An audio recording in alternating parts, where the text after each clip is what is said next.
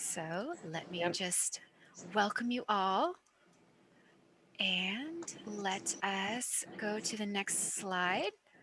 So calls to order and orders of the day. We are going to be going through our October 21st meeting. We have a few things on the agenda today, quite a few, so it is a rather full plate. First and foremost, we are going to begin. First of all, we're going to begin with a roll call. So if everyone is ready, I'm going to go through and just call them all down the list. Say yes if you're here or present, however you'd like to respond, so that I can check you off on my handy dandy list. All right, first is Chair Mahaney Guru. I am here. Fabulous. Vice Chair Magana. Present. Great. Commissioner Snyder. Here. Present. Commissioner Rivers. Here. Present. Commissioner Ramtakar. Present. Wonderful. Commissioner Thorson. Present. Great. Commissioner Mendoza. Here. Great. Commissioner Uri Chu. All right, absent. Commissioner Trudell. Here. Great. Commissioner Jolly. Here. Great. Commissioner Allen. Here. Fantastic. And Commissioner Melillo.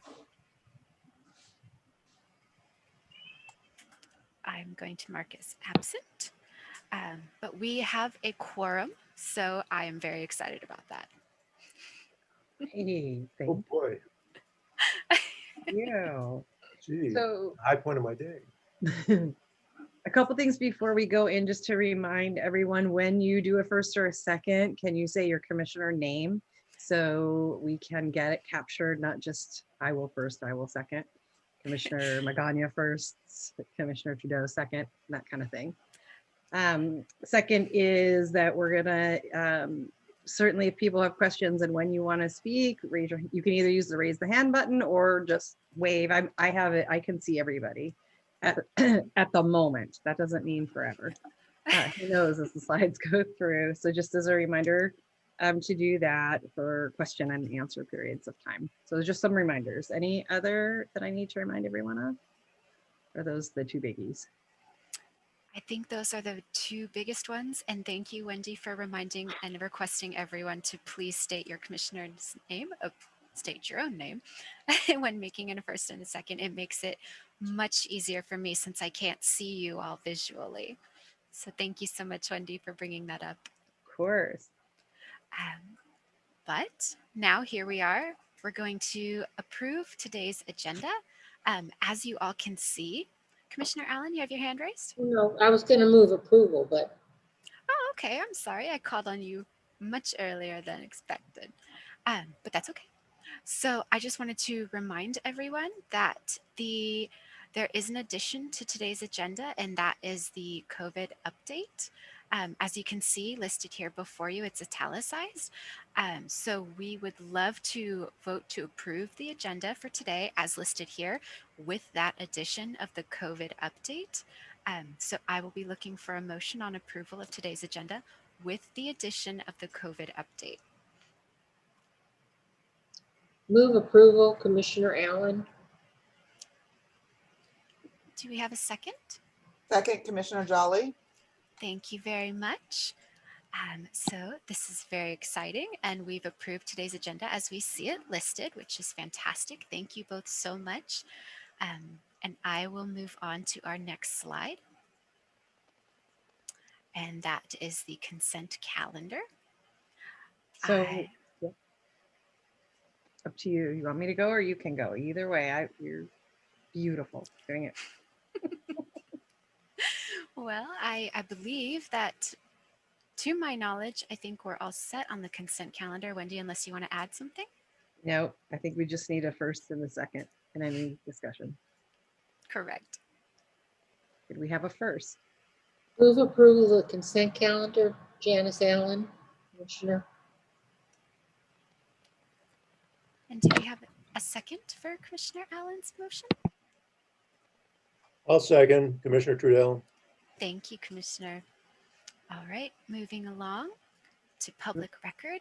No vote. We don't have to vote on consent. I believe we just did.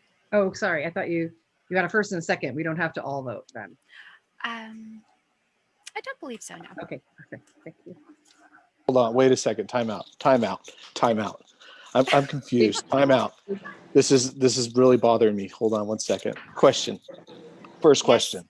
Number one, Commissioner Snyder. who's running the meeting? Is our I believe our chair is supposed to run the meeting. Number one.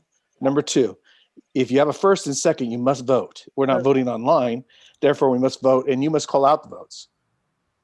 According to what I know, for a voice, we can either do a voice vote and say here, but you have to then call out the votes for our records. You can't just say I have a first and second.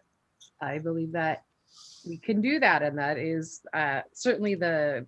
I could. I think you are If you correct. have a motion and a second on the floor, you must vote on it. Thank So you. Let's According to go Robert's Rule of Orders. Thank you. let's go back to the approval of the agenda. I think we have to go back. Correct. So we had a first, we had a second. Any discussion on the approval of the agenda from commissioners? No. Okay, let's take a roll call vote. All right, so Chair Mahaney-Guruhu, Yes. Vice Chair Magana, Aye. Commissioner Snyder, Here. Aye. Sorry. Commissioner Rivers.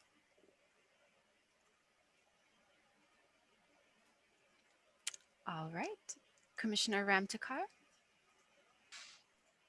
Aye. Okay, Commissioner Thorson, Aye. Commissioner Mendoza, Aye. Commissioner Trudell. Aye. Great. Commissioner Jolly, Aye. Commissioner Allen. Aye. All right, that is an approval motion. Yes. So then let's move to consent calendar. Yes. We had a first, we had a second. Is there any discussion by any commissioner? Okay, let's go for a roll call vote. All right, Chair Mahaney-Guruhu, Yes. Vice Chair Magana, Aye. Commissioner Snyder, Aye. Commissioner Rivers, Commissioner Ramtekar, Yes. Aye. Commissioner Thorson, Aye. Commissioner Mendoza, Aye. Commissioner Trudell, Aye. Commissioner Jolly, Aye. Commissioner Allen. Aye. All right, that's a vote to approve. Perfect. I think our next agenda is public record. Is there anything in this section? Is there anything from the public? No. I do not believe so. Right, there's nothing then, no action needed. Is there any, let's go to open forum. Are there any speakers that wish to comment on any item of the agenda today? If so, please raise your hand. We'll call on you and you'll have 2 minutes to speak. And I'm looking around. I don't see anything. Anyone else? Okay. We have no one available who wants to speak. I do not believe so. There are no members of the public here to speak. Perfect. All right, let's move on. Slide 7. Discussion and action items. So I need to see the order because I don't have the new order. I'm so sorry. Are we moving to COVID response before review of the audit and on? Audit and on? Correct. Bond audit? That is correct. Okay. So let's move for the presentation on our COVID response to that as our first item. Great, and so here we have Deputy Director Michelle Ornat that's going to take us quickly through our updated COVID response presentation. We know we have a full agenda today, so we're going to go quickly, but please do note your comments and questions so we can answer those. Everybody. In fact, I'm going to turn it over to Jenny Choi, who's going to start the beginning of the presentation. Hi, everyone. We're going to run through, this is kind of the standard COVID service impact and overview that we've been doing. So we'll just quickly run through kind of where we're at this point. So let's go to the next slide, please.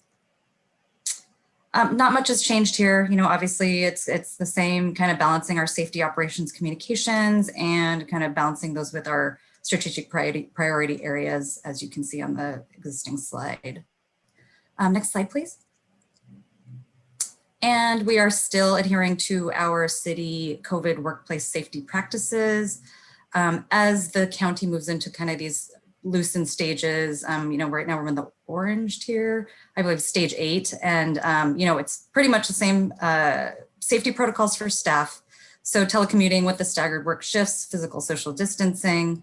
We're still doing the workplace screening for employees. We're still providing the personal protective equipment and cleaning supplies, as well as workplace safety training, employee COVID guidance, and employee leave. They have expanded kind of our domestic and international travel policy within the last month or so. So that's just kind of an added piece. Next slide. And stage 7 into stage 8. So we moved pretty quickly from stage 6 to 8. It's just within like the last month. And our reopening process has been pretty similar to how we kind of have looked at our expansion of services. So we have a slightly new approval process with our EOC executive team. So what we're having to do is on a bi-weekly basis, they are reviewing all of the city's expanded services. So every department that's trying to expand services is going through the same process. So what we're doing, we have submitted a few proposals to that team, and they include the limited tech and self-service lobby access proposal. We're hoping to look to do this at 11 of our locations with the highest need for tech access. And then another proposal that we have currently in the pipeline is our partner services, which this includes, I think, you know, there's been some conversations about Friends of the Library, what potential services that the Friends group can do currently, the foundation, our library volunteers, as well as PATH, our people assisting the homeless. And then for King Library, we're looking at first floor browsing, limited tech access. Teen HQ, we explore play space to showcase our fancy new We Explore play area that we built in there, and unfortunately nobody's been able to use it, as well as our California room. So these are the current proposals that have been submitted. And the only one that so far has been greenlit by our EOC Safe Workplace team is Maker Spaceship Outreach, hotspot lending. So this is an extension of our digital inclusion work.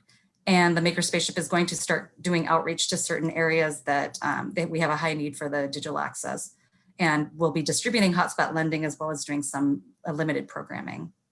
And prior to expanding or resuming the services, obviously, you know, our managers, our department safety team, and then the Safe Workplaces team will do walkthrough assessments of each site. They'll kind of go over each of the services with us and determine what types of safety protocols need to be implemented. The timeline for these, because there's such a large number of, you know, citywide services that are being requested, the entire process from submission of a proposal to resumption of services may be a month or more, and this will depend, of course, on the scope of improvements to be implemented, any modifications that we may need to make. Next slide.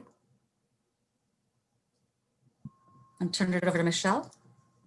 Everybody, so just another quick update on where we are with our account services, customer support, and access for e-resources. So just so you know that we've continued to fill items that are requested by the patrons, and it's really incredible that we've had over 350,000 items requested since we turned on that function again in June. And so since during that time, we've been able to fill over 75% of those requests.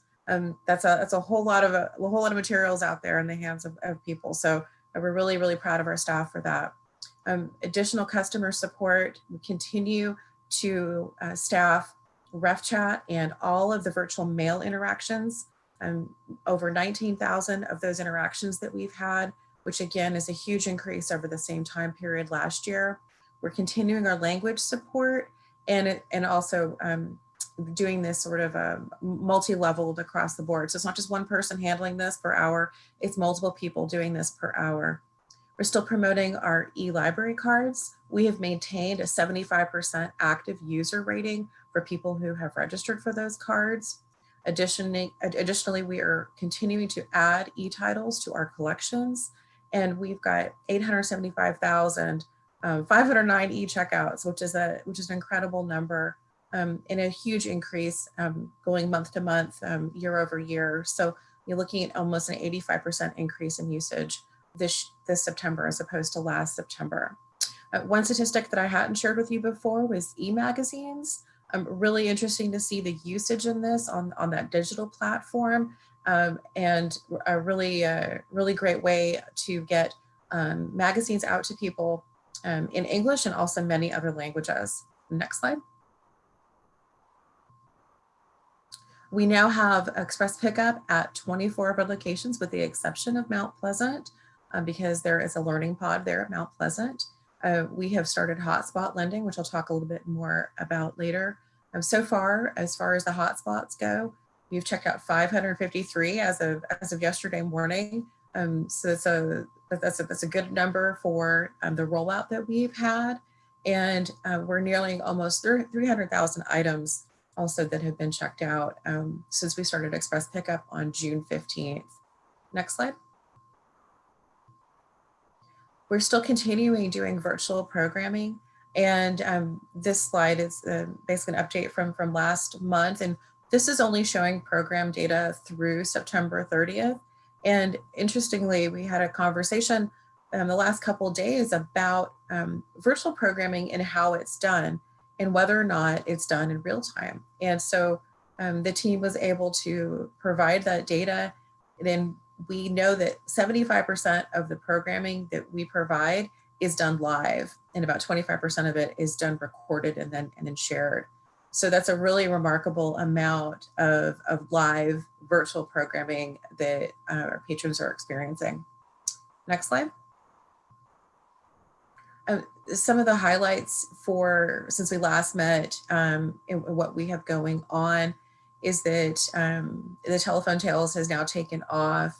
We have Ready for K in the early education stream, and we also have more multilingual programming and more STEM learning. Continuing to do the live virtual interactive story times and preschool programming every week.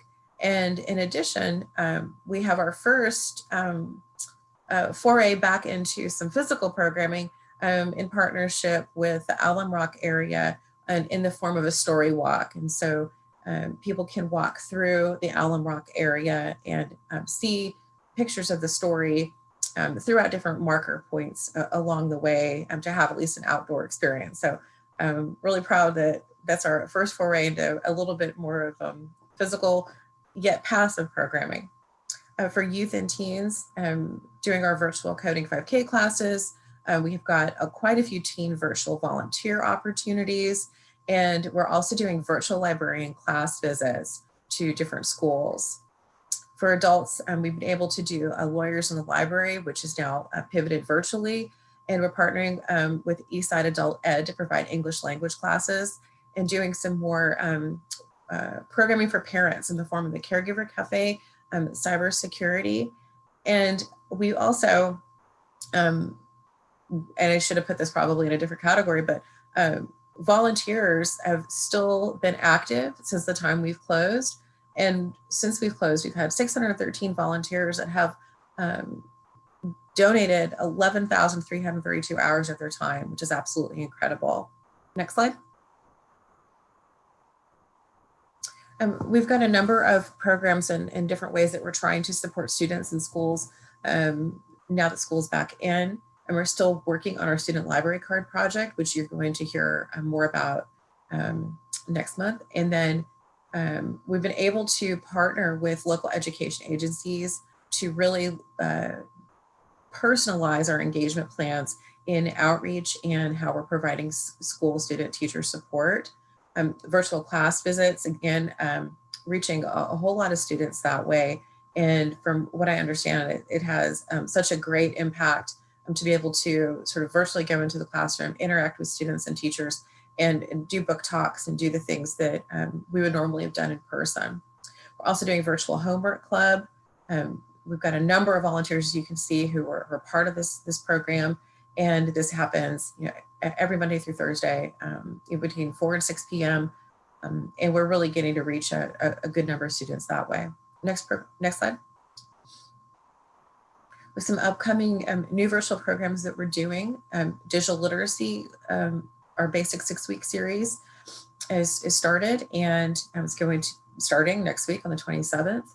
And that is going to be every Tuesday. And what's really interesting about this is that we're going to be able to build off of this English curriculum and be able to provide Spanish and Vietnamese courses coming soon. We're also doing one-on-one tech assistance Tuesday through Fridays. And this is happening with a number of librarians all across the system. So it's definitely a system-wide effort. Our early education virtual story times continues to grow. We've got over quarter one, we've got over 4,500 participating families are participating in real time through Zoom, which is just incredible when you pair that with the almost 24,000 views that we have on Facebook of our story time recordings. Like I mentioned, we have the story walk at Alum Rock Village. And then we also have new virtual play dates every Tuesday in Zoom. And then they've also started doing monthly birthday party story times to celebrate everybody whose birthday falls in a certain month. Next slide. Really, really proud of this, that we now have 12,800 hotspots checked out to students. And the program with SJ Access has just been incredible, and the response has been incredible. We have working on, again, the checking out of the hotspots, the 3,000 of them for our city residents. Our device checkout pilot has gone well as well, and all of the devices are currently checked out, which is fantastic. And then, like I said last month, we are working on expanding Wi-Fi services to the 9 branches, and that will be completed by the end of 2020. Next slide. Hotspot lending. Just a quick reminder that the lending period on these is a little bit longer. There's a 90-day checkouts with 30-day renewals, which gives people a chance to really explore and use the hotspots in their home. And so the big point about that is that we want to be sure that people are comfortable, and we really want to have people get towards the point where they can adopt and that they could have this as part of their lives. So this is also in parameters with our digital inclusion grant work that we're doing, and it's also using the same protocol for becoming literate with this technology and working through that program. We also have hotspots reserved to support library programs in early education with Partners in Reading, SJPL Works, also with our family learning centers and ELL and citizenship. Next slide. Like I said, all the laptop kits have been checked out now.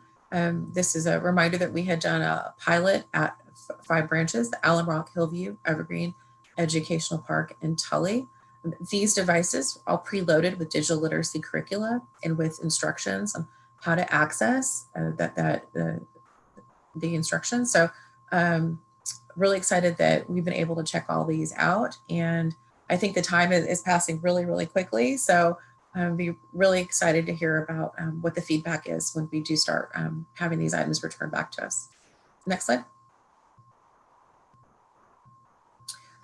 Rock and Learn is a program. It's the Learning Pod program that PRNS is leading, and we are assisting with by providing different cohort sites at 5 different locations. Although, as you see from the slide, Cambrian Library hasn't started yet, but we have had 12 students at the Hillview Branch Library at Alum Rock, Mount Pleasant, and East Branch started just on Monday. So currently there are 302 students enrolled citywide, and all the students participating all qualify for scholarships. So this has been a referral system with the school districts, and the school districts here, we thought it was important to note which ones they are that have been referring students. And that's Alum Rock, Franklin McKinley, Berryessa, Evergreen, Campbell, and Mount Pleasant. Next slide. And this slide is just a summary of some of the funding that's supporting families and childcare providers. So we talked a little bit about this last month, but the city has partnerships with First 5 Santa Clara County and the County Office of Education. So there's a few different grant funding sources that are available. There's the CARES Act Coronavirus Relief Fund, which provides stabilization grants to qualified licensed family home childcare providers operating in the city. And grants are to be in an amount up to about $10,000. There's also the CDBG, I always confuse this with the old punk venue in New York, to provide childcare scholarship funding for qualified low-income households with children under age 5 who reside in San Jose and are affected by COVID, and that's up to $1 million at this point. I believe those first two have been executed, the contracts have been executed. And then the CARES Act Coronavirus Relief Fund at 1.39 million. That one is in process to execute that contract. And this is converting part-day Head Start slots to full day for up to 340 students in San Jose who are extremely low income, unsheltered, with disabilities, or those in foster care. Additionally, providing calming kits and access to inclusion support warm line services. And the week of October 9th, there was an announcement of the stabilization funds and launch of the online application. Next slide. And this is continued support, just a reminder of kind of, in addition to all the wonderful work that our staff have been doing, we are still continuing to support the emergency operations for the city. And several of our staff are continue to be deployed as disaster service workers. So we have our liaison units that are working with the schools and community engagement. We have folks on our action planning documentation team for the Central EOC, our reopening task force, public information, our EPIO, translations, requests citywide, and for media, safety, childcare, and then of course our EOC digital inclusion branch. Next slide. And this is just a recap of kind of our modified service expansion plans and proposed next steps. As I mentioned, the Maker Spaceship outreach is proposed to begin on 10/28. And then the proposals that are currently with the city manager's Safe Workplaces team, the EOC team, it's the partner services proposal, the tech service and limited lobby access at the 11 locations, as well as the King first floor access and self-service limited marketplace browsing. And then the device lending, which is, includes the devices from the Apple grant, including the coding programs. And then this is expected to start in November 2020. So these program participants can check out an iPad and a hotspot, and it's at the branches and units listed on the slide. Next slide, please. And that is all for our report. We're happy to take any questions, and thank you so much for your time. Thank you. So, Anne, do we have no one from the public for public comment? If that's the case, we'll just go to commissioner comments and discussion. Correct. There's no one from the public here to comment. Great. Are there any commissioners that would like to make comment or ask questions or engage? Well, I'm just impressed as heck. You've been very busy. The library has. Just really the learning experience for me from a standpoint of, I don't know how you can be so busy in this COVID time, which has definitely slowed down a lot of us. That is true. I would add that from the childcare point of view, the stabilization fund actually launched on Monday. The partnership with the county and the city will enable 484 childcare providers to receive $10,000. And we already have about 100 people fully get through the application process as of today. And more coming, of course. We're partnering with Healthier Kids Foundation, who is taking on all the applications for us using Salesforce. The scholarship program launches on Tuesday. And that again will be for 35 to 40 kids placed in family childcare homes who receive the stabilization funds in the city of San Jose for 1 year.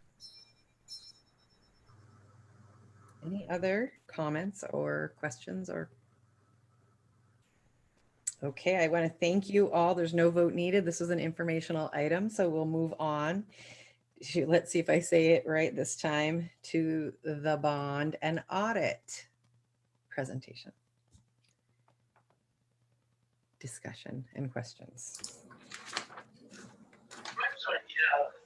So here we'll have Andrea Maestre, our administrative officer, go over the bond and audit questions which were attached to the agenda and have been reviewed by the volunteer bond and audit ad hoc committee. But Andrea, you can take it away and walk us through. Sorry. Okay, so annually, we go to the commission to see what questions there might be as it relates to the annual bond and audit. And so as you can see, some of the questions we received in the past are up on the screen in terms of what specific terminology is kind of the defining of specific terminology, if Measure O is still relevant. Some questions in regards to what's the scope of the audit, what types of transactions are reviewed. And so in the past, these questions have been answered in the November oversight meetings with the city auditor there. And so at this time, what we would like to do is ask for a call of any questions to be addressed. Some commissioners may recall or may not recall last year when we had the auditor answer these questions during the November meeting. And so some might want some of these answered again in this upcoming November meeting, or a refresher, or have some new questions to ask. So if there are any questions, we can take those down and have those answered in November by the city auditor. Are there any questions from the commission? No. And can you remind us again who were the volunteers from the commission that supported this work? Well, this is Tom Trudell. I was one of the volunteers, but I've been totally out of pocket due to family issues. And so I'm behind the power curve right now. So Yeah. I don't know what it takes to catch up or to jump in or whatever, since this is my first time on the committee. So, so you're right on time, Tom. So right now is an opportunity to ask any questions to be addressed in November. And so, so any questions that any commissioners have related to the library parcel tax audit or the library bond audits that happen annually, we can document those questions down and get them answered in the November meeting by the city auditor. Okay, so the questions I'll be asking are questions that I come up with, or that I'm representing the LEC, or is it just be all of us? I think now at this point, Andrea, it's all of us. So Yeah. you can just do it now. We're already here, Tom. So if you have questions, you can ask them now to be added to the list, as well as any commissioner. We just moved it forward, and we hope everything's okay with you. hanging in there? Okay, so I have a question, Andrea, for sure. I'm looking for, tell me the year that this is being, the audit year they're looking at again. Can you just please remind me? For July 1st, 2019 through June 30th, 2020. Okay, good. Is there a question around what the pandemic or COVID-19's implication to our audit and to any changes that have occurred due to the pandemic? So we can definitely pose that question to the auditor to be answered in November. Great. That would be mine. Are there others? It looks like last call. No questions. Okay, I think we're ready to move. Thank you all. And thank you for the presentation and giving us the opportunity. I appreciate it. Thank you, Andrea. Thank you. Thank you. Looks like we're ready to move on. There's no vote needed. This was an information presentation. We're moving on. I think the next subject is college and career readiness quality standards presentation. I think we have another item first, the bond program plan. I know it's kind of confusing, but because the audits are coming up, this is a separate item, which is, as you know, as some of the commissioners know, we've been talking for some time about how to expend the remaining bond program funds. And so, you know, that has shifted over time. And especially, I would say that obviously the COVID situation further informs our potential use, but Jenny is here to present on the plan for the coming year and to get the commission's feedback. Thanks, Jill. Hi, everyone again. You're going to be hearing a lot from me today, so I apologize in advance. So if you want to refer to the report that we submitted for, so this, just to clarify, the bond audit and parcel tax audit are for the previous year items. And this is actually discussing the 2021, we're calling it library bond project. So this is just an informational report out on the current bond project. Obviously, we're hoping to be much further down the planning process at this point, but there have been some factors that have pushed this out in terms of resources and being able to prioritize this project. So what I want to share with you today is about the proposed bond project, including a summary of, just a very brief summary of the past bond projects. I think there's a lot of new bond members here, but we've done like multiple, I think annually we do a report out on all of our bond projects. So if just for context, the background on this, as you all know, or as you all might know, back in November 7th of 2000, the City of San Jose voters approved Measure O, and that was the San Jose Neighborhood Libraries Bond. This authorized the issuance and sale of the bond up to it was about $212 million. And it was for improvement to the San Jose neighborhood libraries and to expand literacy and learning opportunities for children, families, and seniors. The intent of that bond measure was to expand and improve the aging branch libraries and to reduce noise, to add parking and add space for more collections, technology resources, and then building out new libraries and neighborhoods to expand equitable access throughout the city. As a result of the Measure O bond, 14 existing branch libraries were renovated and 6 new branch libraries were constructed over the course of 16 years. So prior to the bond being passed, back in September of 2000, the library and the Public Works Department worked to develop a branch facilities master plan. And in September of 2000, the City Council approved this plan, which concluded that the city's branch library system needed some significant capital improvements, including reconstruction or replacement of 14 of the 17 existing branches, and then construction of the additional 6. And these were all to be placed in underserved neighborhoods.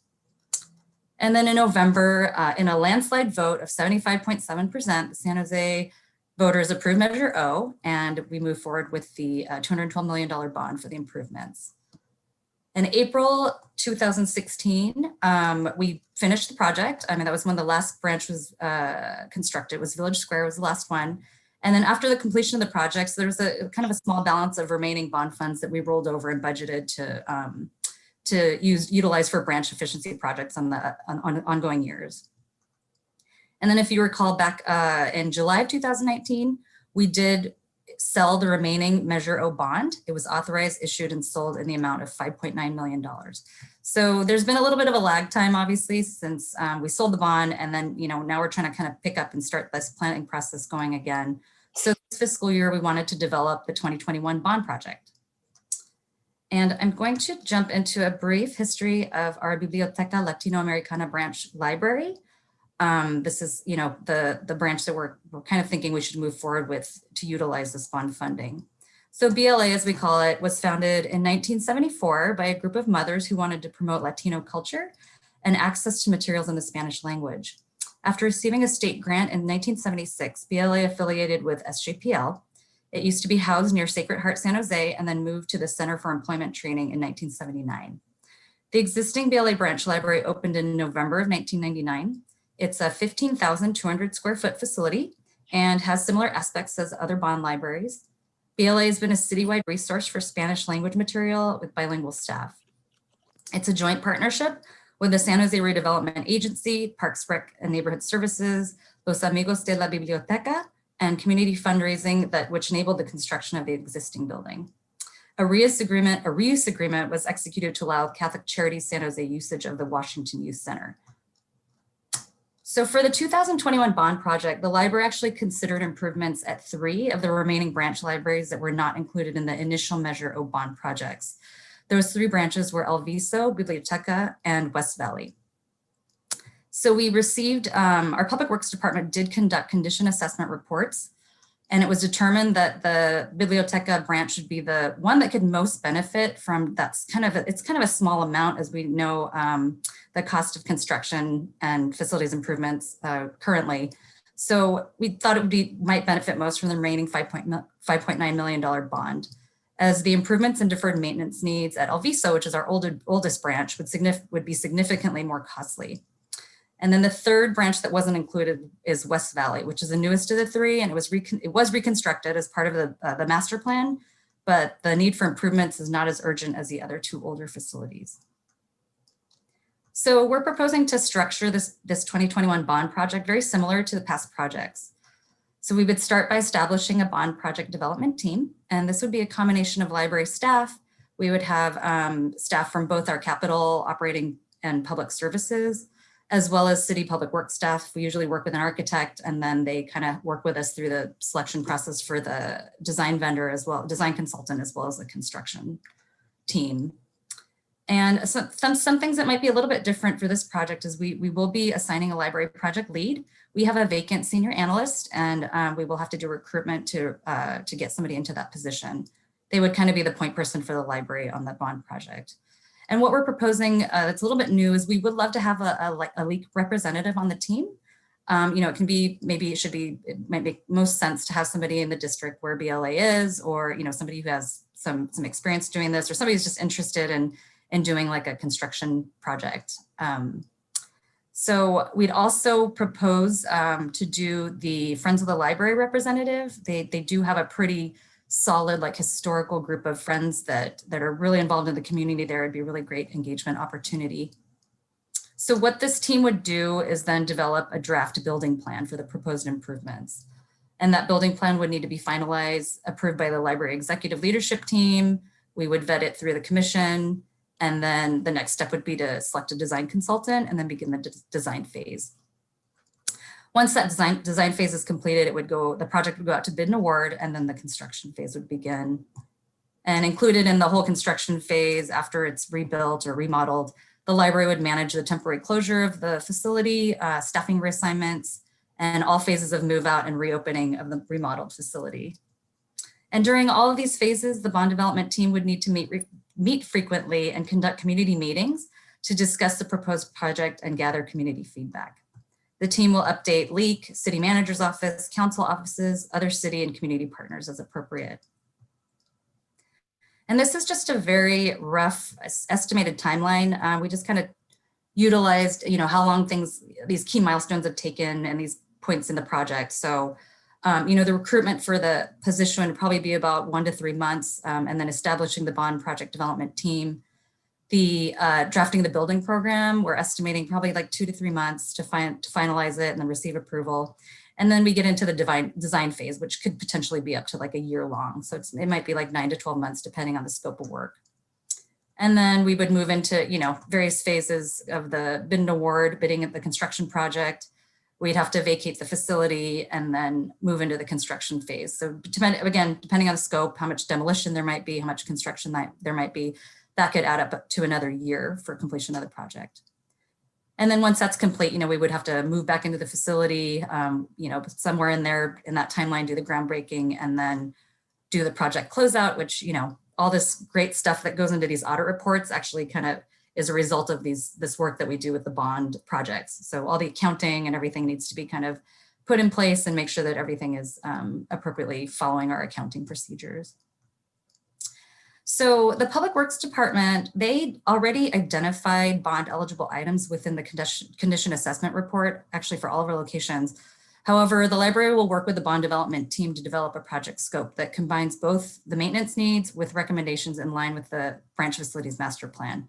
We don't want to spend this entire bond on, these like routine maintenance things or these big maintenance costs, as we really want to seek community feedback around what the priorities are for the vision of that location. And we will be providing additional information on the project timeline as it becomes available. Again, this is just an informational library report to the commission, and we will be providing further updates about the bond program as they evolve. And if you have any questions about past bond projects, we have our capital program manager, Lisa Valerio, is on the call here. So she's kind of our resident expert about the old bond projects. And the slide you see up now, it's I like to refer them to our glamour shots of the library facilities. They are several of the projects that were included in the previous bond. So we have Village Square, Santa Teresa, Educational Park, Joyce Ellington, shoot, I don't remember what that one is, Rose Garden, Tully, it's like a test. I'm more familiar with the exteriors, not the interiors, but I know Lisa sent me the breakdown of these. But so this is just a sample of kind of, what we've done in the past. Again, we're open to project ideas and whatnot, and we'll have a process to kind of engage commissioners as well as the community on the process as we move forward. Are there any questions? Questions or comments? Or I just have one. For this bond project, what high school is this near? Can you remind me? Is there, or what are the schools it's close to that you're talking about? Do you know, Jenny, by chance? Biblioteca branch? Yeah. San Jose High School is the closest public high school. And Notre Dame High School is down the street. Yeah, it's right next to Washington. Sorry, go ahead. And DCP, Downtown College Preps Middle School, is down the street at Alma and Monterey. Yeah, thank you, because man, I was reaching for where it was. Thank you. The question that I have, or I guess just as a suggestion or an offering, is I wonder if we can get our high schools engaged in the process of community engagement around their library and their system. A couple of reasons it brings to mind. One, ownership, building community with high schools in particular tied to their neighborhood library and other schools. But I'm thinking about, I have a high schooler, so I'm thinking about high schoolers. They also have 40 hours they have to complete before they graduate of volunteer work. And they have folks that are in design, for kids that are going to come out into construction, kids that are going to come out in all kinds of careers that may be interested in engaging in this. And then it keeps them tied to their community. I don't, that might take some effort, I'm not sure, but I'm really definitely wondering if we can, as we move along, think about how do we engage youth in the community to buy ownership and to build lifetime ownership of the library system. That's just an offering. Yeah, that's a great thought. Definitely, we'll be reaching out to our community partners. I think that's one of the reasons we want to engage the Friends as well as many of the community partners as we can to get their input, as we really want to get the best bang for our buck, per se, to make sure that it really meets the needs of the community and people do feel connected to having a part in the process. That's great. Because of the location of these two libraries, it's going to be extremely important to make sure that there are bilingual members of the community, bilingual members from the schools, and that there is, of course, always translation available at all the meetings. Yes, definitely. Thank you, Commissioner Allen. That was one of the things certainly I've been learning more about in contracting with the city outside of this role about your 5 languages plan, and that we address the 5 languages of the city of San Jose in all we do. So I appreciate that, Commissioner Allen. Anyone else? All right, there is no action necessary. Sorry, no offense intended, Jenny. I didn't mean to skip it. I saw bond twice and moved. Oh, no worries. I'd be happy not to talk your ears off tonight, but. All right, then, no action, ready to move. Let's see if I get it right this time. It could be a test. Oh, thank you. College and career readiness is next, standards, and this will have an action item at the end. Correct. Yes. So this is really exciting. As the commission knows, the library has been leading the education and digital literacy strategy for the city for seems like a couple of years now. And through that process, we have developed or identified a set of quality standards for all city-sponsored programs, not just library programs, in the 4 different areas that the education digital literacy strategy covers, including early education, out-of-school time learning, and I think we skipped to digital literacy. And now we're doing the 4th item, which is college and career readiness quality standards. So I really want to acknowledge the amazing team that has worked on this. I know Adrian will talk about them more, but I want to acknowledge Michelle Ornott, our Deputy Director for Public Services, Vidya Colombi, our Division Manager who oversees the education and innovation units, and Adrian Mcbride, who joined us specifically in a new role, which was to lead efforts in this area.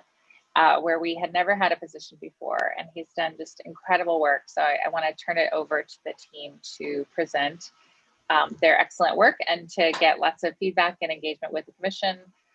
The next step would be that we, similar to the other quality standards, we do take this to the Neighborhood Services and Education Committee, and then they refer it on to full council for adoption. Okay, Adrian. Great, thanks. So I think we can go to the next slide. So I think Jill covered a couple things I was going to cover in these earlier slides. So next slide is as well, please. And one more. Perfect. Thank you very much. So as Jill mentioned, my name's Adrian Mcbride. I am a literacy program specialist with the San Jose Public Library. I work in college and career readiness. And I want to thank all the members of the advisory board who participated in the creation of these college and career readiness quality standards. On the Library Education Commission side, we had Dr. Rivers participate, Commissioner Aide and Commissioner Melillo. They all participated, so thank you very much. Or Melillo, sorry, I think I got the last name a little off. I apologize. Then outside of the Library Education Commission, we had members from CalSOAP, which is part of the University of California Santa Cruz system. They provide college advising to under-resourced students in San Jose and surrounding areas. The Santa Clara County Office of Education, San Jose City College, as well as Evergreen Community College, San Jose State University, the City of San Jose Parks and Recreation Department, as well as the City of San Jose's Work to Future. Over the development of these standards, the board met 4 times from March to June of 2020. As a note, our first meeting, I think, occurred 4 days after everything was shut down due to COVID. So I really appreciate all the advisory board members who took time out of a very busy time and environment to support our work here. Next slide, please. So the quality and career readiness standards, we modeled these on the digital literacy quality standards that were approved last year, and they include 8 subsections. There's technology and access, which covers both internet access as well as access to devices such as computers and laptops.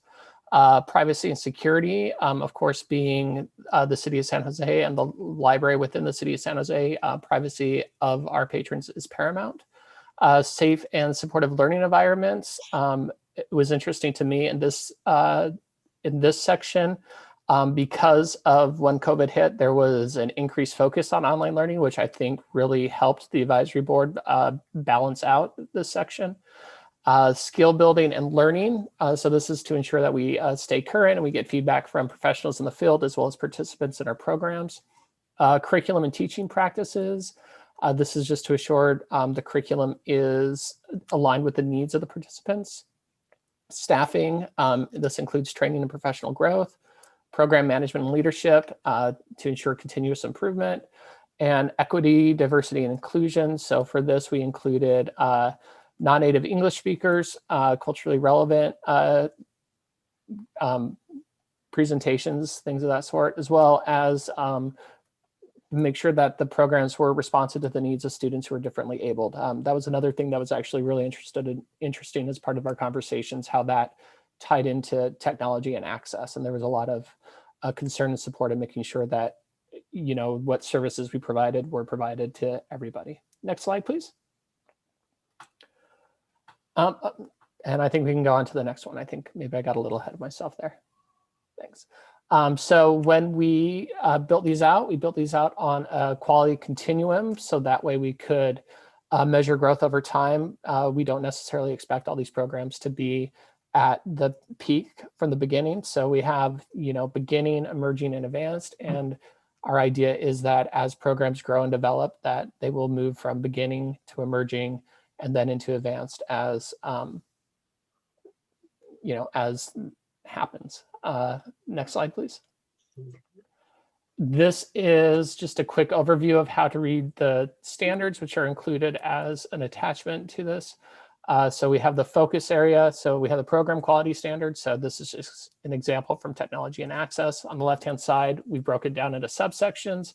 And then we have beginning, emerging, and advanced as quality indicators, and then a short description inside of those. Next slide, please. The purpose of these quality standards, they are to guide continuous improvement in college and career programming for city programming, as Jill mentioned. So we wanted clear expectations, aspirational and tangible goals, as well. One thing to keep in mind is that program assessments will also begin within the year. So that's where the standards will be utilized. So we'll use them. Of course, that's pending approval by the Library Education Commission, the Neighborhood Services and Education Committee, and the City Council. Next slide, please. So this is a little bit over our implementation plan for year one. So year one, we're going to do an environmental scan of existing programs. We're going to develop an evaluation tool. So we have the rubric and the continuum, but some formal evaluation tool that we can use when it comes to evaluating the programs. And then we're going to pilot implementation using the San Jose Aspires program that we're creating right now as a model. And this will help us identify any issues that pop up, as well as conflicts that may arise during the evaluation process. Next slide, please. And I think that takes us to next steps. So I think the request is that the Library Education Commission accept the staff report on college and career readiness quality standards, refer the college and career readiness quality standards to the Neighborhood Service and Education Committee, and direct staff to report back to the Library Education Committee in fall of 2021. Thank you.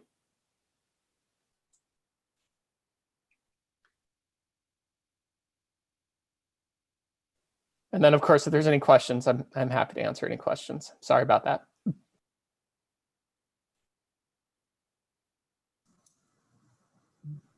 Sorry, my mute, you know, the 2020, year of 2020 saying.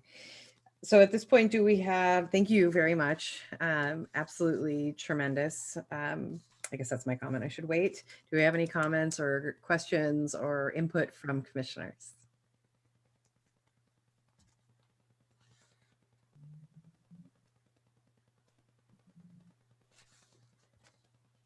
Wow, that's a very quiet crew. All right, if there are no comments, we're gonna call for a vote on the proposed standards. Can we do a roll call vote? Need a motion first. We need a motion, thank you. I move we accept this recommendation and follow it as it's outlined on this slide. Thank you. And that Commissioner Jolly. Thank you, Commissioner Snyder, second. Perfect. Now, can we have roll any call discussion of that? Look, I'm gonna get it right one time. Can we have any discussion from any commissioners? Is there any discussion before we move for a roll call vote?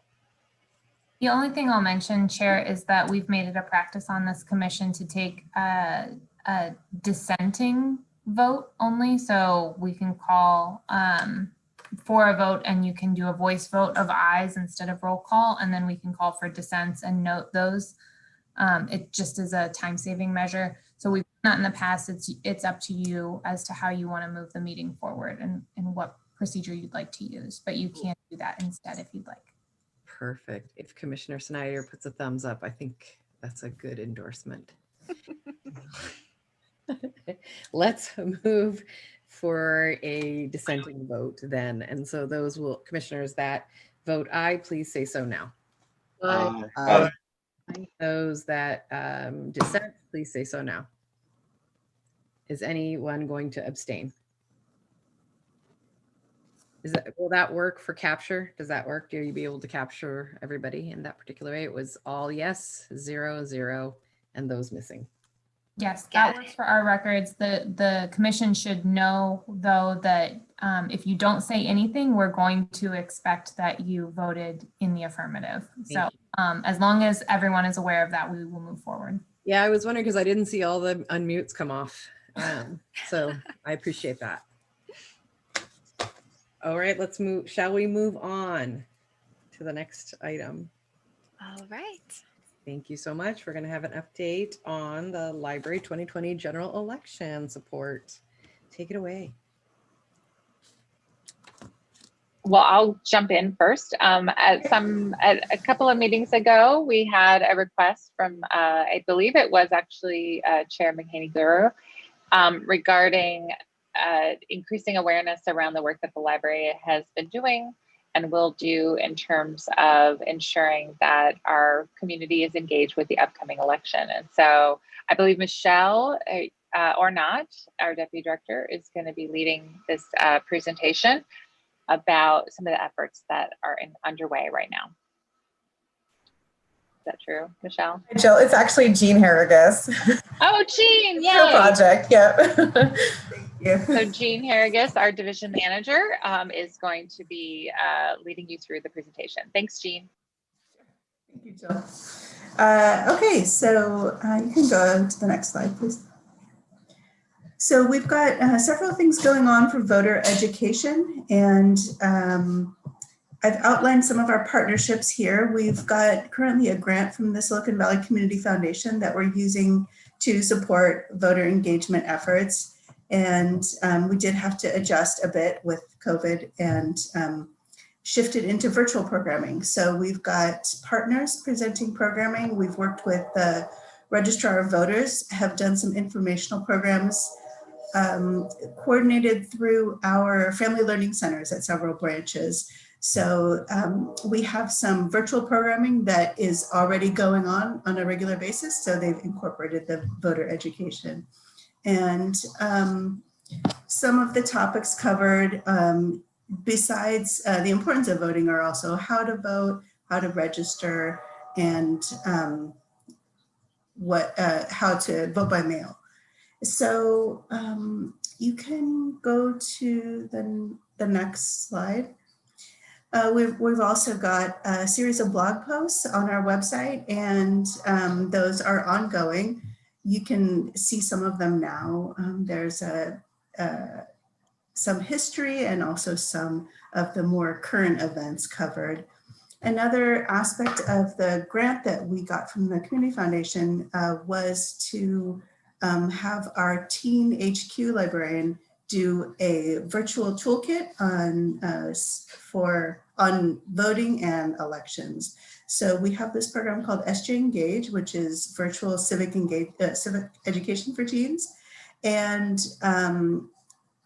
it includes information about how to vote, presidential elections, what the electoral college is, even covers things like gerrymandering and political parties, in addition to just the nuts and bolts of how to vote and the importance of that. It's created for teens, but is available for all ages on our website at sjpl.org/sjengage.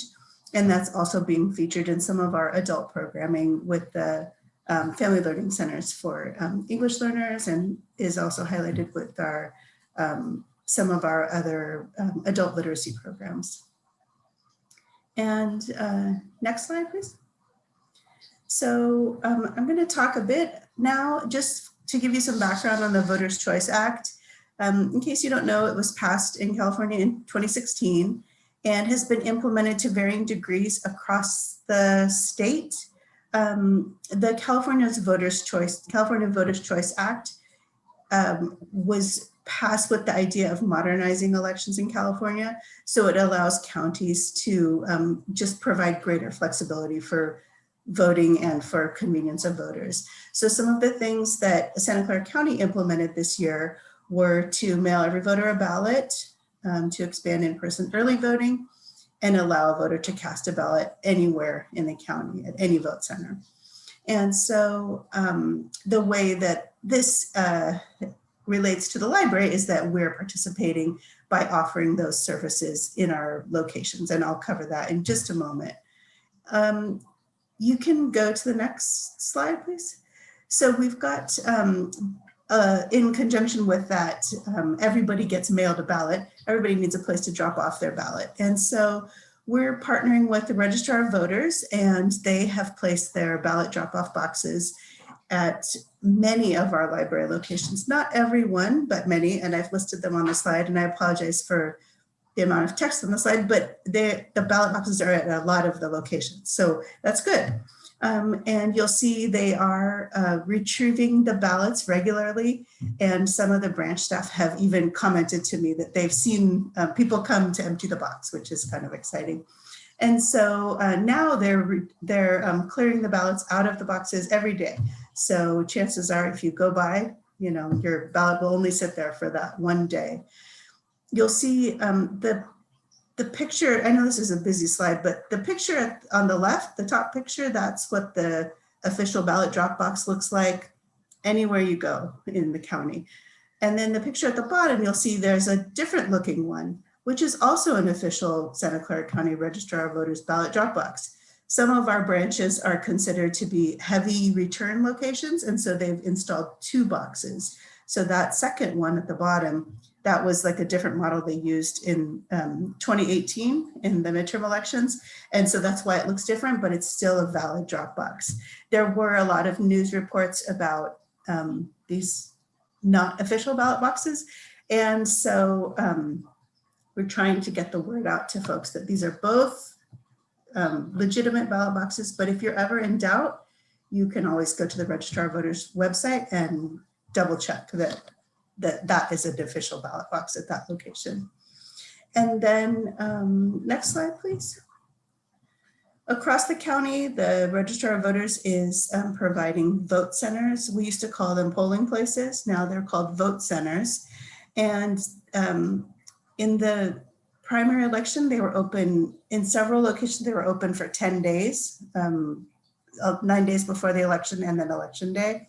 Due to COVID, they've reduced the number of days just to reduce the amount of time that people might be spreading germs to each other. So the vote centers will be open for 4 days, starting October 31st through November 3rd. And any voter that's registered in Santa Clara County can vote in person at any of those vote centers.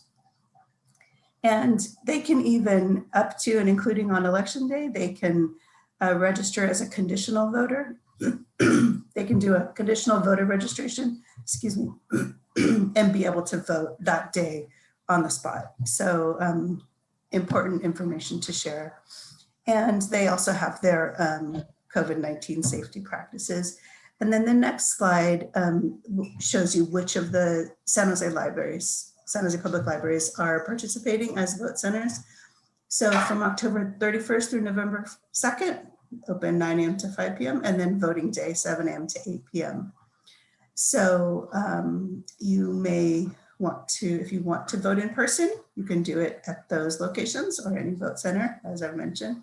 And I didn't mention this earlier, but the county is also providing early voting. Even now, you can go to the Registrar of Voters office and vote in person. Some people who don't want to vote by mail, they can vote in person at the Registrar of Voters office. Well, I mean, not right now because it's probably closed by now, but tomorrow morning you can go there. And this is, I think this is it. And I'm happy to take questions and comments. Great, thank you for that. I have one for myself and then I would ask others to join in. I know that on Facebook, the Almaden Community Center listed both of the boxes.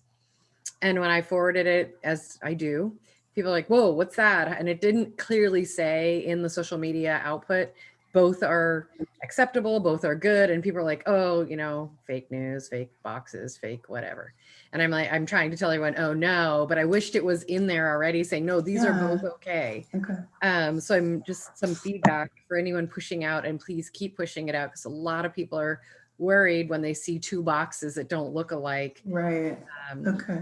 So they're all good. Yeah, there was a big thread on Nextdoor about the same thing at the Almaden branch of the 2 different boxes, and you know the neighbor that posted it said that she'd called the registrar's office to verify. So the clarification that they're valid boxes also went out through Nextdoor as well. Thank you. Official voting drop-off boxes must have the seal of the County of Santa Clara on them, or they're not legal.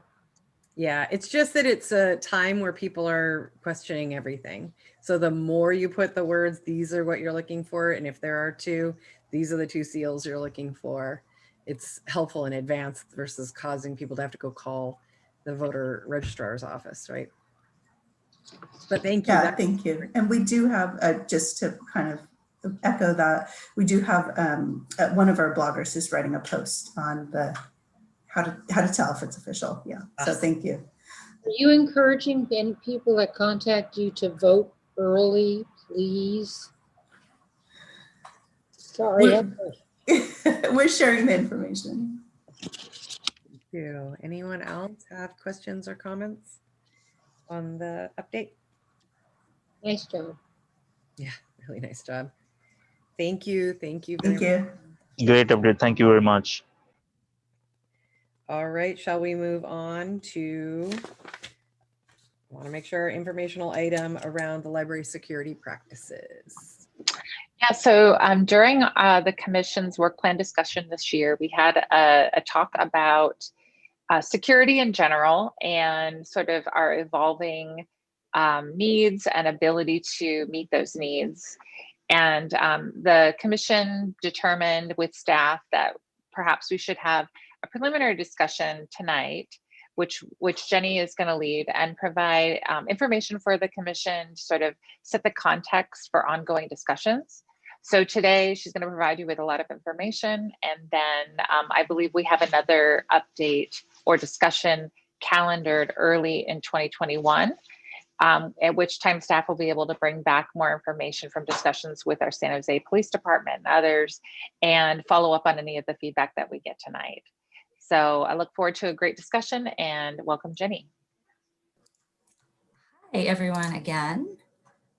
So I'm going to talk a little bit about our current and kind of historical library security practices.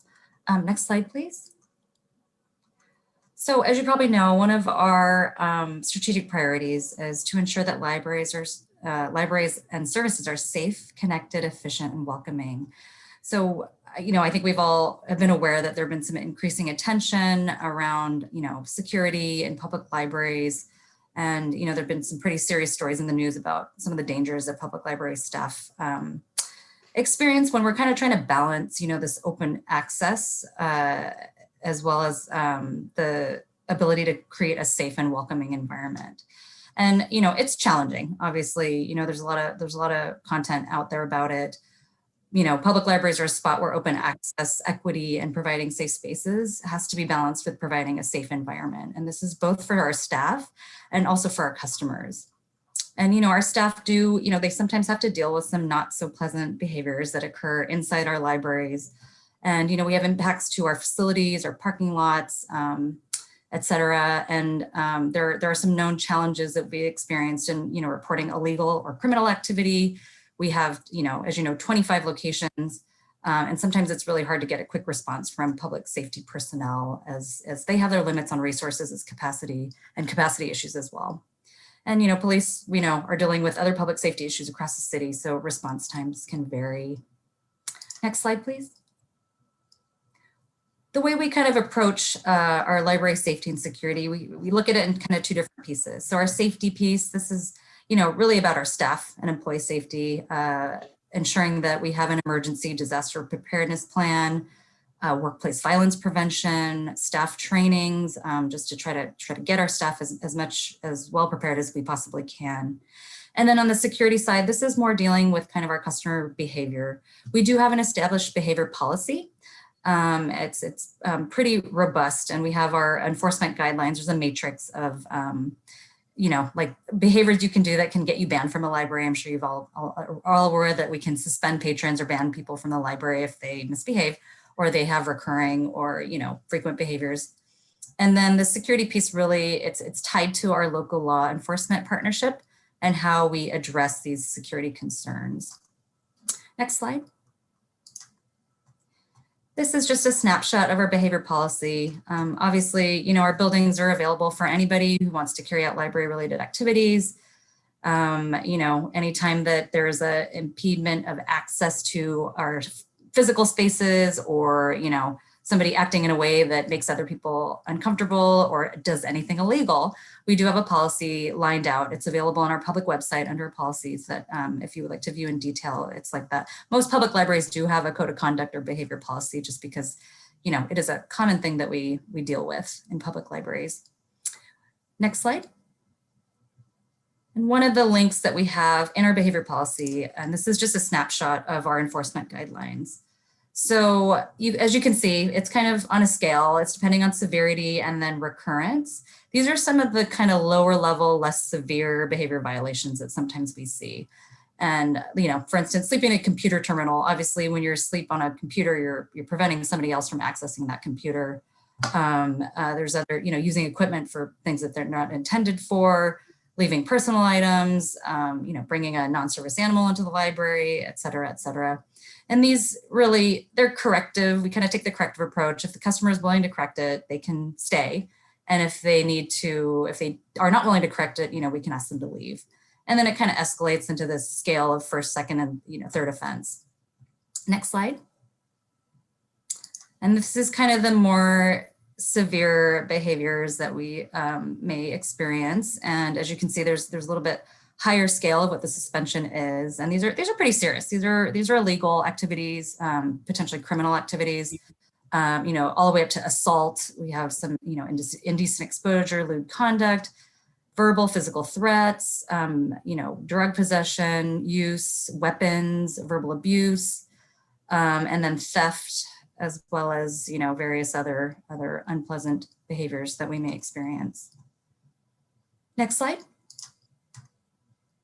And we do have a pretty robust suspension process. So as you saw, kind of those like minor violations, our branch staff all are authorized to issue like a the rest of the day suspension. So they can ask somebody to leave the library for the rest of the day if they refuse to desist a behavior, or we can issue like a one-day suspension. So then we do, as they escalate in suspension length, we do have the longer suspensions are approved by a deputy director, either myself or Michelle. And these are usually served by one of our library security officers. And as part of the suspension process, the patrons actually have the option to request an appeal hearing. And they can appeal their suspension. They can schedule to meet with a library security officer and a division manager to present their case if they feel that the suspension was unwarranted. And potentially the suspension could get dismissed, reduced, or just held as is.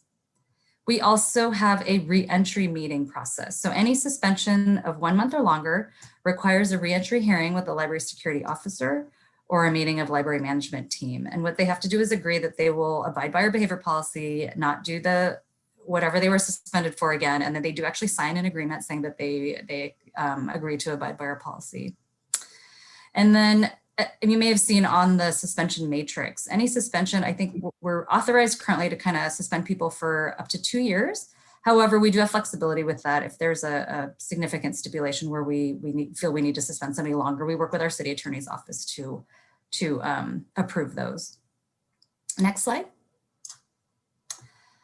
So I want to give a big shout out to our very small but mighty data team led by Anne, who is fantastic, and Bobby Rodrock, who is our data analyst. So this is a very high level snapshot of some of our incidents. And I want to give you a few caveats on this. So this is was captured in our incident tracker software. So we've had that software since about 2016-17. So it's not super perfect at this point. We wanted to just provide you a snapshot of kind of some of the incidents we see. This is actually first 2019 for the calendar year. And we chose to use this data because it's like a full year. There was no COVID closure impacts. It took us about 1.5 years to get reporting into the software system kind of to a point where it was reliable, it was consistent, and we're still working on that. The system is work in progress. You know, the data is really in need. Doing this exercise and with the help of the data team, we recognize that the data collection is in need of a deep dive and deep dive and like a scrub for accuracy. So we're going to continue to work on cleaning up the format so that it's more consistent. But we wanted to kind of show you a snapshot of kind of what we're dealing with. So, you know, some of these incidents, they get duplicated. So it can be a little bit alarming to kind of see the number of incidents, but this is over a full calendar year. And then I'll go through some of the other slides in a moment so I can explain this. So as you can see, there's certain branches obviously have higher incidents of these things occurring. And these incidents, by the way, are only kind of those higher level ones where we would pursue a suspension for. So these are mainly for like more than a day suspension, where it kind of gets to that level where they're a little bit more severe. So, you know, Tully, obviously that's one of our hotspots. It's geographically, it's in a location where, you know, we sometimes have some increased activity, as well as Joyce Ellington, Bascom, East Branch, kind of our downtown branches. And this is just like the total number of incidents for the year.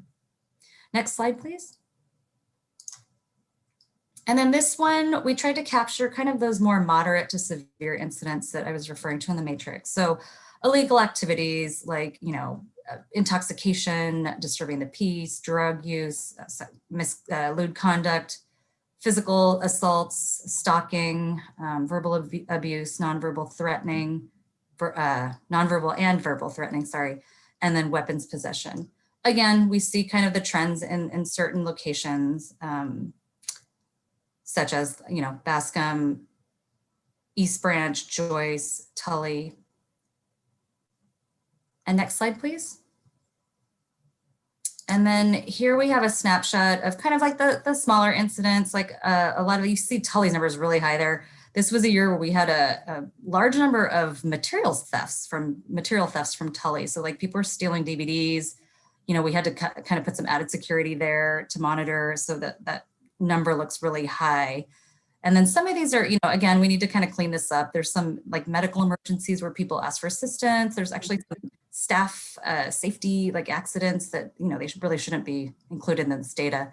Oh, and one thing I forgot to mention, sorry, we did not include King Library in this data because King Library is jointly operated, as you know, with San Jose State. So the security there is actually staffed by the university's police department because it's their jurisdiction. So the management of the security is very different at King Library as the branches. So this data is really focusing on the branches. Next slide. And one thing we just wanted to point out, so, you know, we do, obviously we know that this is something, homelessness is something the city is trying to address. And as a free public resource, we do see many customers and we want them to come to the libraries for resources. But, you know, there are some impacts that we see that are kind of related to homelessness. We do have one category for encampment lodging just to track. And for these types of incidents, we do work with the homeless response team and try to more so get people referred to services rather than, you know, policing like the incidents that we see. So, but there are some, you know, building and facilities hazards that we have to deal with, cleanups like extra custodial, some trespassing issues, and, you know, a handful of like medical emergencies that we've had to call assistance for. Next slide. So this is a really, I think, helpful slide to put into context. So this is categorizing the incidents that we're going over by per 100,000 visitors. So this is over a year and then per 100,000 visitors for each branch. As you can see, there's a breakdown of the severe incidents and moderate ones, and then the grand total per branch. I think in 2019, we served about 140 suspensions. And, you know, I did take a look at the 2018 data just for comparison. I think we had a total of like 120 suspensions. We had about 1,600 total incidents reported in 2018, about 1,800 in 2019. So this really helps us just understand the frequency of the types of incidents that are happening at certain locations. And it's more based on the number of people that visit each of those libraries rather than just a straight across number. Next slide. So in terms of our current security staffing, so I guess, you know, I started the library in about 2016, 17. So I guess in the early 2000s, they did have 3 to 4 dedicated security staff. They were actually library/city staff. And then something happened, you know, the recession kind of happened and there was budget cuts, I think back in 2005-06. And on, the security staff was reduced to 1 headcount, and it was 0.75 FTE. So it wasn't even a full-time security officer. And then in 2016, I think the library started recognizing that they potentially needed a little bit more support. That was converted to a full-time senior security officer. They have a little bit more responsibility in kind of dealing with certain tasks. And then fiscal year 18-19, the library, we collaborated with San Jose Police Department this year. And as I mentioned before, the incident tracker was implemented in 16-17. So around 17-18, we got like a nice, at least some data around it, which we took to the San Jose Police Department. We kind of asked them what they felt like an appropriate level of security was. We kind of went over the types of things, issues that we're having. And it was a time when the budget office was not super open to additions to staffing. They kind of recommended that we minimize our request to add 1.5 FTE, which meant 2 more staff. So we were able to at least secure an additional senior security officer and then a part-time security officer. So currently we only have 3 security officers for the branches. We have 24 branch libraries. Again, King Library is staffed by UPD. It's a much larger building with significantly larger traffic. So we cost share the cost of the UPD security staffing at that building. And, we wanted to kind of engage this group, let us know where we are. Obviously, there's some discussions that need to be had about our current security levels. Are they enough? What's it going to look like going forward? And, how we can engage our partners and whatnot to kind of have these discussions. Next slide, please. So some of the things that we've been doing to improve our security. So the library has been using the incident tracker software since 2016-17. This has really helped us have some data that can quantify our incidents and then assess kind of our need in terms of our system-wide security. It's a continuing and evolving process and evolving discussion. So, we'll continue down that path. In 2018, we actually did revise our behavior policy and our enforcement guidelines as they were, I think they're like 5 or 6 years old. And then last year, I worked with the city attorney's office to add some additional criteria into our suspension procedures. One of the things we added was that if you're suspended from one branch, you were suspended from the whole system, because we would have people that would be suspended from one library and then go and try to use another branch and then, cause problems there. So that's one thing we added. And then with, kind of the more digital age, we started to get people that would call or email our staff and start harassing them because they got suspended. So we kind of had to, put some guidelines in for regulating that so that, our staff weren't, to keep our staff safe, basically. And then, we'd be really looking at staff training. This is something we need to put a work plan together and really determine the appropriate levels of frequency for staff training. Like we've done the active shooter trainings at all of our locations. We do that in partnership with San Jose Police. They help us with like workplace violence. We did actually, just this past year, work with the Santa Clara County Behavioral Health Law Enforcement team. And we were able to get like de-escalation communications training for all of our staff. And again, a lot of this is really built on our partnerships with San Jose Police, with UPD for coordination of support. We do have PATH. They have done some staff trainings and workshops kind of on, dealing with homelessness and dealing with incidents of that nature, providing resources. And then of course, the Santa Clara County Behavioral Health Mobile Response Team. Oh, I think we need to skip forward 2 slides. There we go. So our next steps, after the discussions, as we know, there's been some talks about, police reform and funding and whatnot. I think we would like to meet with San Jose Police Department again to discuss kind of law enforcement's role in libraries, how they're proposing to go forward. Many of you may know that the city actually is doing a pilot with the Santa Clara County. It's actually the same team that we worked with for our trainings, the mental health crisis team in partnership with police. And I think they have funding for like $750,000 to run a pilot through October 2021 to help liaise with the police department to address mental health issues in the community. So we want to talk to police about, how that's going to impact response to our libraries, response to incidents, as they work to address this kind of work in the whole city. And then, we always are exploring alternative approaches. We have our social workers in the library program, which we do at King Library. That's in conjunction with the San Jose State social work department, library, ambassadors, community resource officers, and then our community partnership opportunities. And what we really want to do is determine an appropriate level of staffing for our security needs, and then potentially move forward on an additional budget request for the staffing. And we would like to do a very large makeover for our staff procedures. So we have our behavior policy enforcement staff procedures. One thing we're recognizing is having such a large system, it's a lot of our staff do not know how to kind of determine whether you call 911, 311, how to write reports, how to provide certain types of information to PD that will give them what they need to determine what type of incident's occurring and what the emergency level is. So that's something we're going to work closely with PD on to get some input and provide our staff some additional resources to kind of address these types of things. And then on the safety side, developing and revising our disaster and emergency training plan, making sure that our staff feel like they know what they're supposed to do in certain types of emergencies. It's just a revision that we need to do. And establishing an annual workplace safety / emergency training type plan is I think will be really helpful. And we also have talked about hiring a consultant to help us build out the security plan and help us manage like the training aspects of this.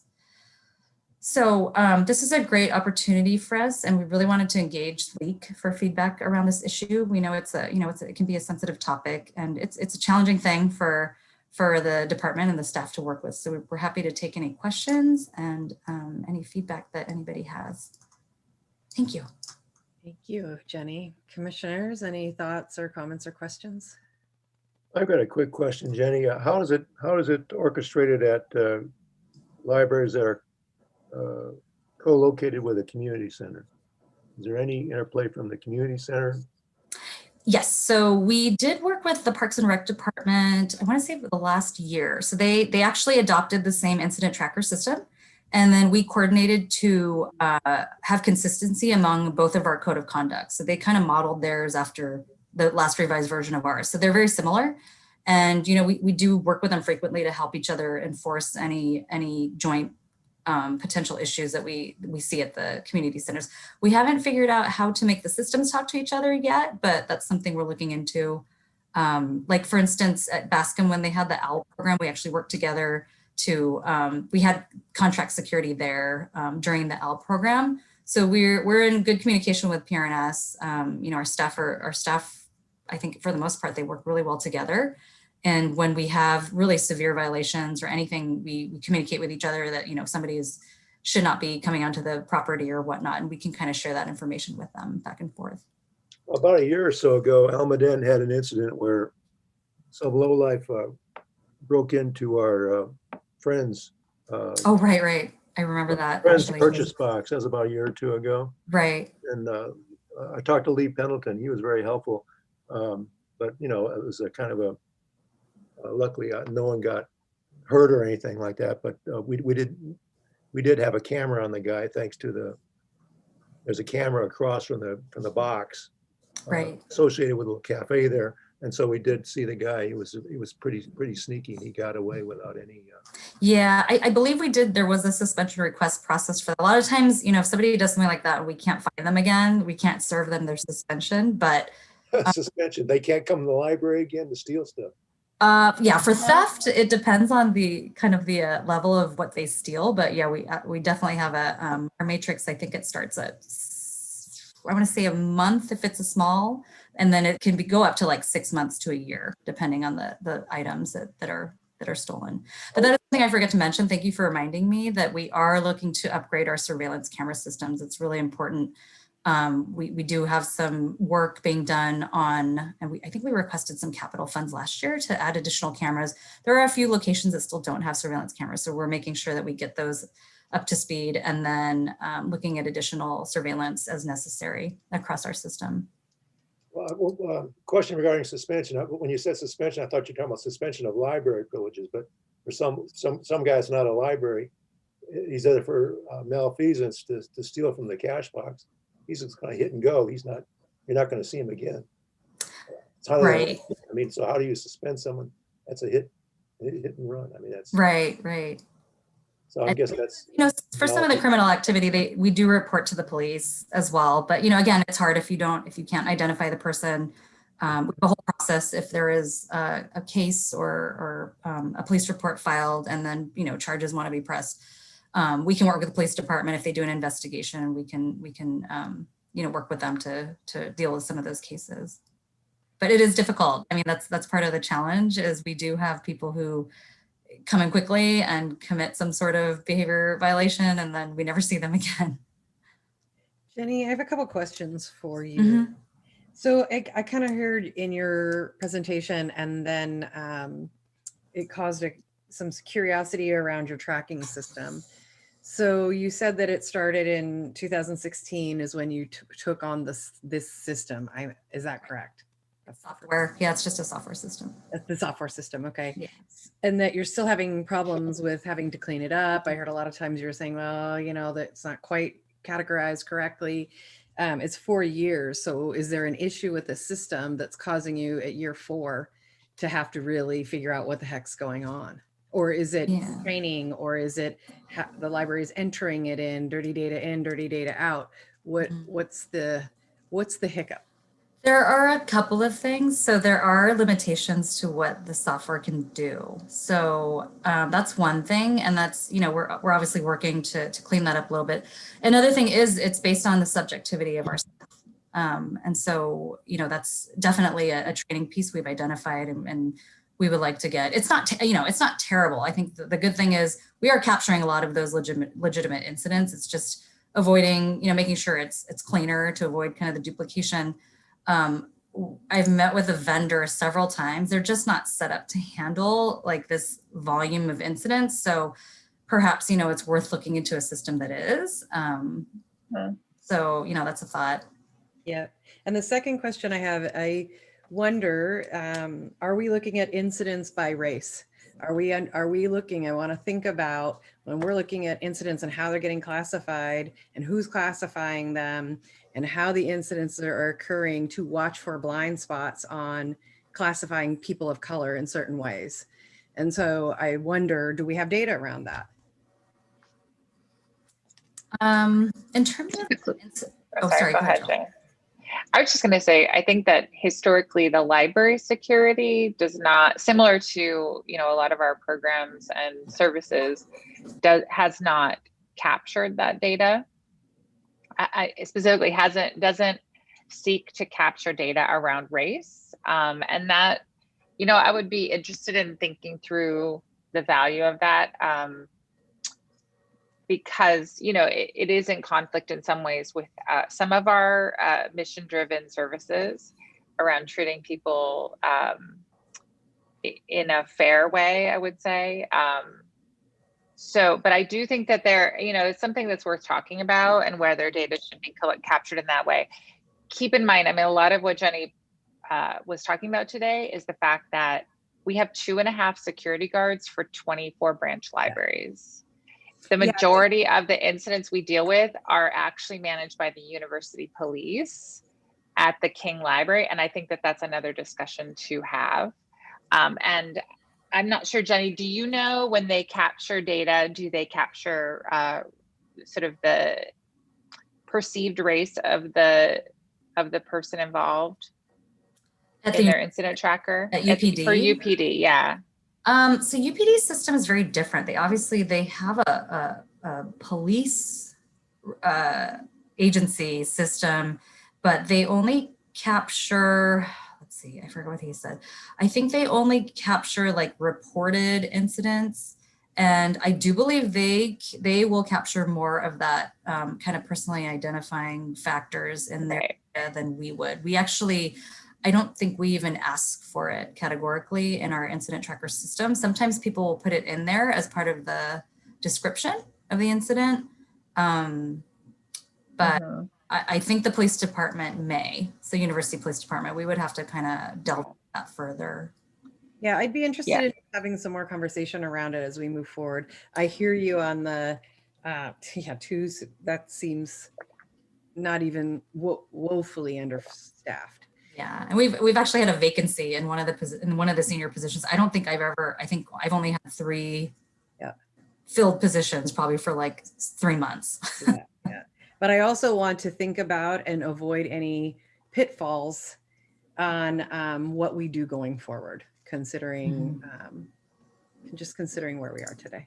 That's all. Yeah, it's a good point, and I think we probably didn't spend as much time on it early on in this presentation, that the sort of principle of security in the public library is sometimes at odds with security in sort of in private buildings or even in the university, right, or other civic buildings, and that we are very, very focused on the behavior is an issue.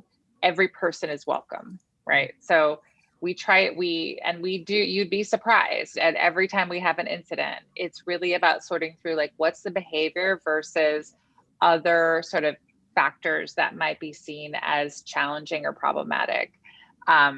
So I think that's probably why, is that we're so focused on not saying it's the person, it's really the behavior that's an issue. And then our entire process is focused around that behavior, to the point that we even were the first city department. I think others have adopted it at this point, but to have an appeals process, because we believe so strongly that people have a right to be in the library. And we want to really make sure that they have kind of, it's not really a legal court at all, but we do have an appeals process because it's important that we go through the sort of secondary review of the incident, but also gives a person a chance. Maybe they made a mistake. It does happen. People come in and they say, I was having a really bad day. I won't do it again, and we have the opportunity to reduce their suspension and give them another chance. That's great. I really appreciate that. I really appreciate that. Others? Well, thank you so much, Jenny, for this presentation.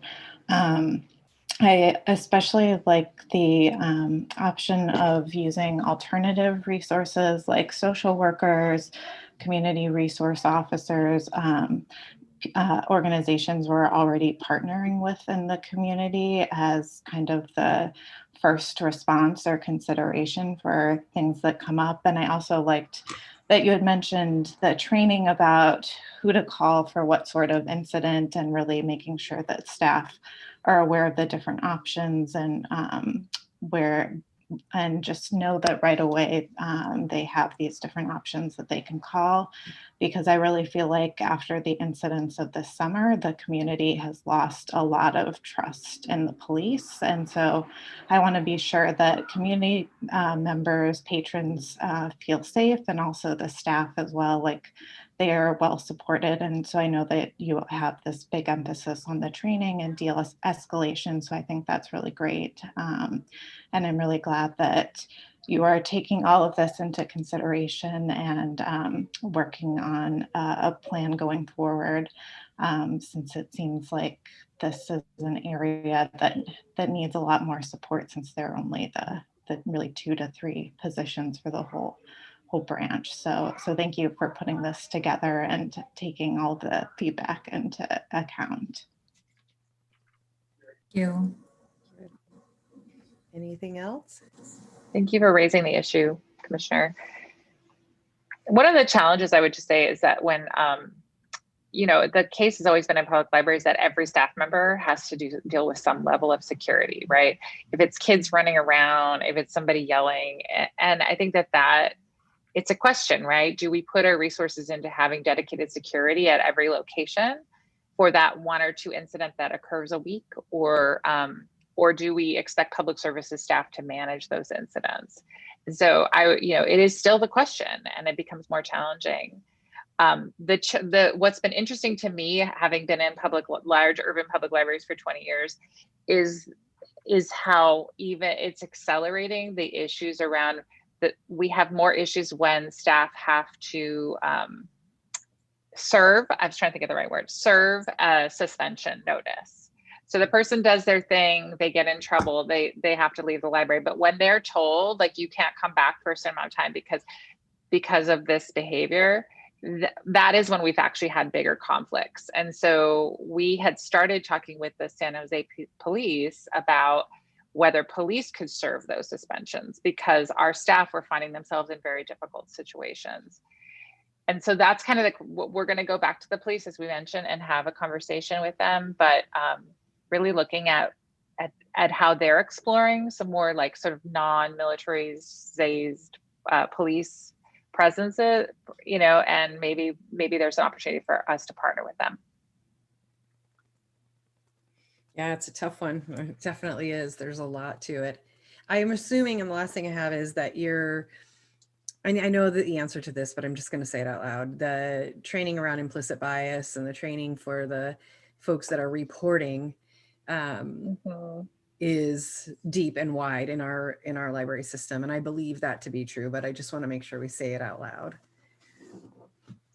Yes, and I think that while libraries in general have probably been ahead of the curve, we're not taking that for granted. And I think that is one of the reasons we have such a sort of evolved review process. Like, we don't take away somebody's right to access without really considering it. And yet we need to do more in that space. And so I think, you know, part of this discussion is making me think, and we can talk, my team will talk offline, but how we can bring some discussion around the university police presence at our King Library and their practices. I know that the SJSU is actually having a dialogue around community policing. And I think that it would be great to have some sort of discussion where maybe we can have them come as guests to the commission, and we can further, you know, keep talking about it, actually. It's great. Hats off. You guys, of course, are amazing. Thank you for taking things on that are hard head on. Okay, are we ready to move on? All right, then let's see. Do we have representation from Councilmember Uranus's office? I'm looking, no. We do. She's muted? Yes. Kylie. Are you muted, Kylie? I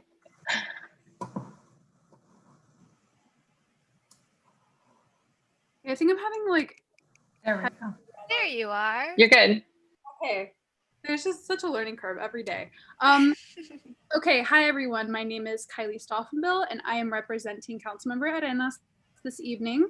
And I'm super excited to share, you know, some of the work that she's been continuing to do in a lot of the areas that we've already kind of discussed here this evening. So as the pandemic continues, ensuring access to childcare for our families really continues to be a priority of the council member. Children and families really are a top priority of hers. And she, you know, she's the only council member with that prior experience and expertise in supporting families in early education. So she's the woman for the job. And then as we heard in council and from Jenny, PRNS has been working really hard to phase into some of these modified childcare / learning opportunities for families with their learning pods. And the council member is really excited for this. And this is something we've, you know, she's been pushing. And we've been sharing it through our outreach channels to ensure that residents are in the know. And not only are kids kind of able to get back into that safe in-person space for learning, these programs have ultimately doubled as all-day daycare, which has been really huge. And thankfully, programming, you know, as a lot of you know, remains cost-free through December 2020, but will need additional funding into 2021 to remain free. And then also, as Jenny mentioned, enrollment is filling up. Subsequent sessions for the rest of the year in the various categories are also nearing capacity, which is awesome, but we also, of course, want more slots too when it is safe to do so. Councilmember Adrian is super thankful for staff for all of their hard work on this program. It's absolutely a lifeline for both our parents and children. Quality education and knowing that our kids are in good hands during the workday relieves an immense layer of stress from our families' lives during this time.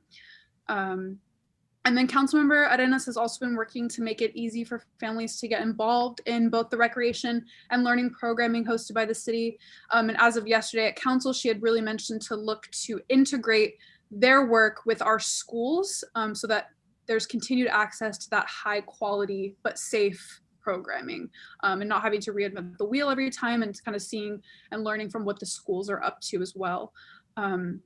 So Councilmember Arenas continues to be hard at work to secure funding from the Housing and Coronavirus Relief Fund coffers to be specifically dedicated to childcare, and pushing for more student slots in those available programs, like I had mentioned, which is just really still in high demand for our families who really don't have that flexibility to divert their attention away during the workday.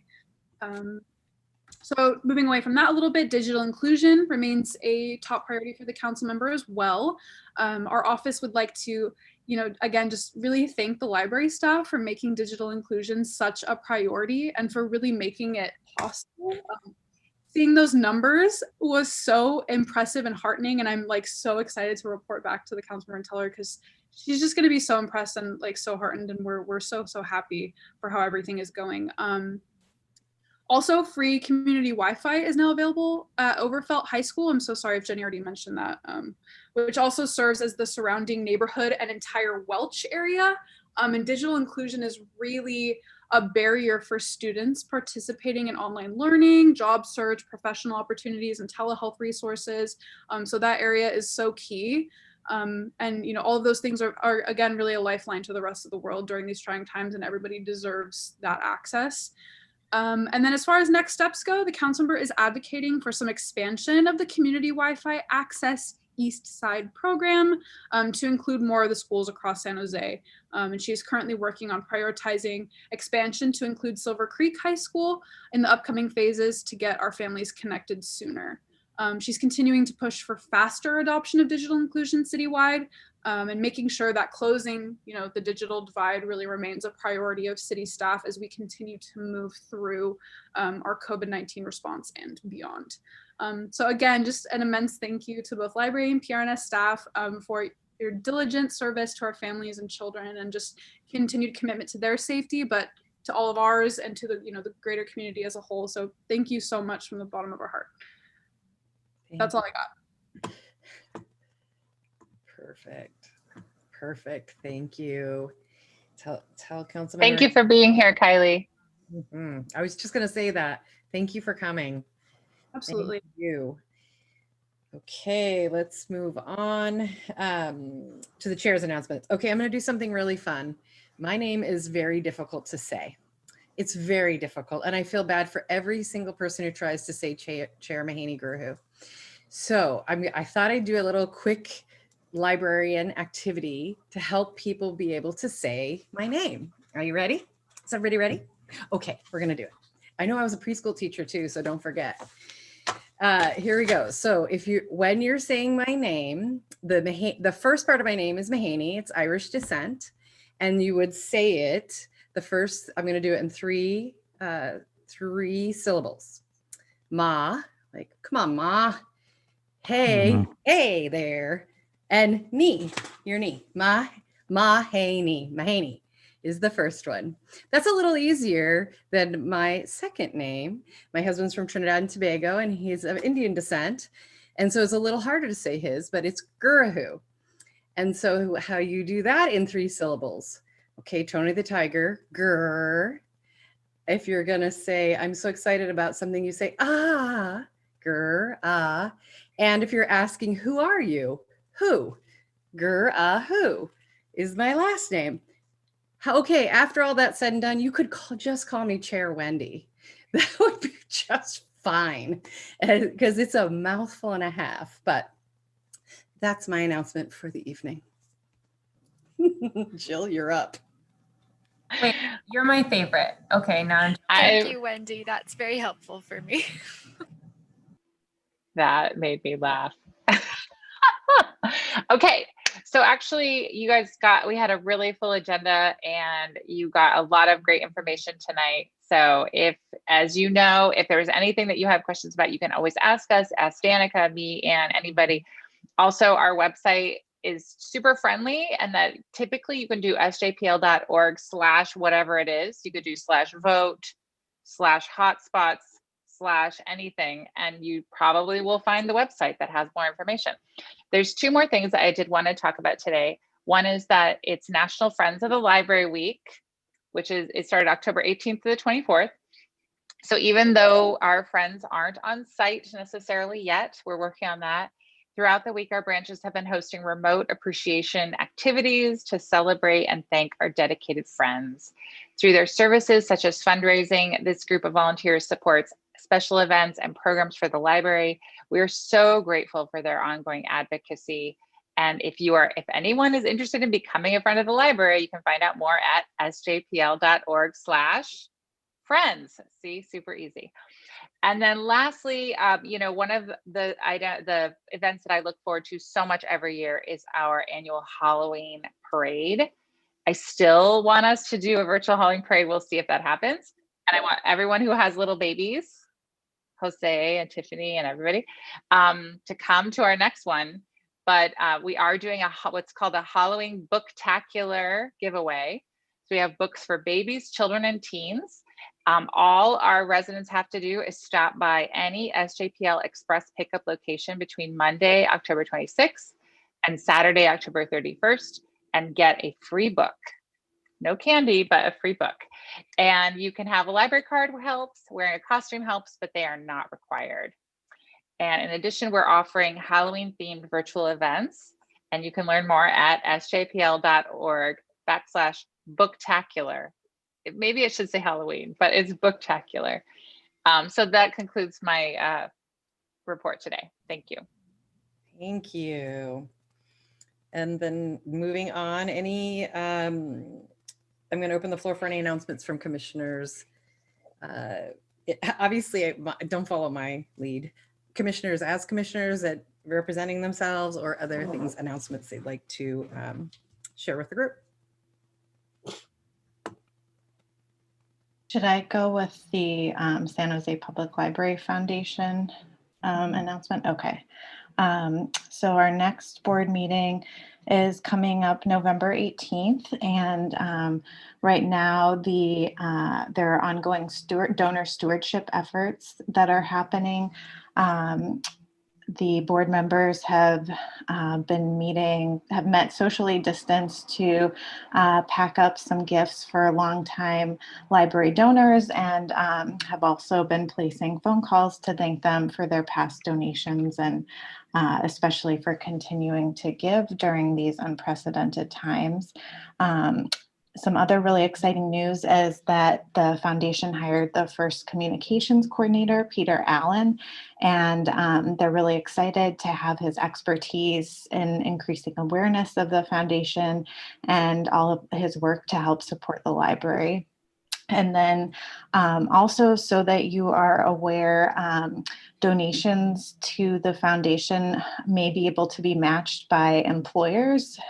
So if you go to the foundation website, there's a double your donation box, and you can check if your employer, or if you're talking about the foundation and telling people how they can make their donations, they can look up to see if their employer might match that. So something good to keep in mind as we're getting towards the end of the year. And I'll have more to report after our next board meeting. Thank you. Awesome. Thank you. We don't have, do we have a youth commissioner? I don't think we do. I mean, it's on her and we ask it, but that's another day. We have no youth commissioner update or announcement, right? Right. Any other commissioners as commissioners want to report out or announce other things? And go Peter Allen. Yay. Sorry, that's it. Commissioner Snyder has his hand up. Yes. I don't think the youth commission even knows about the coming to the library commission. Sorry, my video went. There it goes. There it They goes. do. The youth commission. They do. They are aware. But based on the difficulties of being a student right now, they haven't put somebody on this commission. Instead, we have done the opposite, and we are sending our staff to the youth commission. That's good to know. That's great. Well, I've tried. I asked my daughter, and she said no. Quick question for Jill. The All Friends meeting, monthly All Friends meeting is coming up on Halloween. I'm just wondering what words I can lay on them about the outlook going forward as far as any Friends functions anywhere. Is it all? Yes. That's a great question. And I know that we'll have representation at the meeting, but we have put forward, the library has put forward several requests through the city process, which is a safety review process. And it was actually, it's interesting, it was actually discussed at council yesterday, because we have about 4 different requests going forward. That's everything from being able to open many of our facilities up to 25%, which is in accordance with the new guidelines around businesses and restaurants and other types of public facilities. And it also includes what we called, I believe Michelle can correct me, but we called being able to work with partners and volunteers. And so we specifically named our friends groups, as well as other, very key partners such as PATH, the People Assisting the Homeless, which is a great partner that's worked with us here at King, and other partners that have done, Hallmark programs within our buildings. And so what we've been told is that to ask us to be patient. The library is known for being very pushy about getting services out to our community, and I'm not sorry for that. And so they're asking us to be patient, but that that process is moving along, and we should know very soon. But that is one of our hope was to start in early November for all 4 of those services. Great, I'll pass that on. Thanks, Tom. Thank you. So again, we all have, but the upcoming opportunities for participation is on our website calendar. And then I think we can move, unless there's anything else, because we're going, right? Items for future commission meeting agendas. Are there any folks that would, knowing what we have on our annual calendar, also like to offer topics for consideration? All right.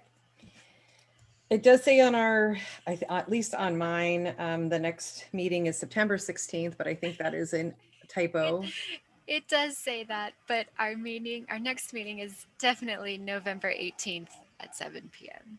Perfect. I would say at what library, but that's not really very funny anymore. Oh. I think we are ready to adjourn. All right, I'm just going to note the time. 9:04 p.m. is our time of adjournment. Thank you, everyone. Thank you so much, everyone. And thank you, Wendy. Thank you. Have a good night. Bye. Bye. Thanks. Bye. Thank you. Good Thanks, night. everyone. Thank you, everyone. Good night, everyone. Good night.